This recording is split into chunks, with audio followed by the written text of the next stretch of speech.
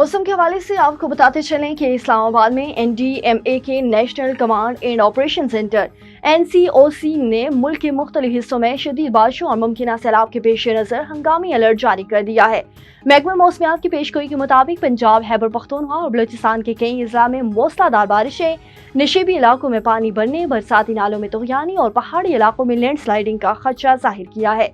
शहरियों को गैर जरूरी सफर से गुरेज करने, महफूज मकामात पर रहने और मकामी इंतजामिया की हिदायत पर अमल करने की हिदायत की गई है।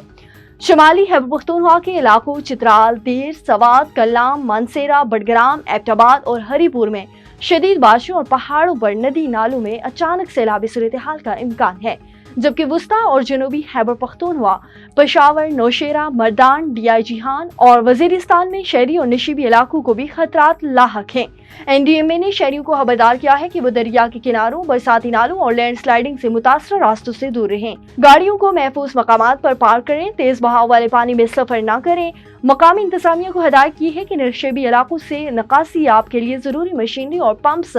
हर वक्त तैयार रखे जाएं ताकि किसी भी हंगामी सूरत हाल का मुकाबला किया जा सके।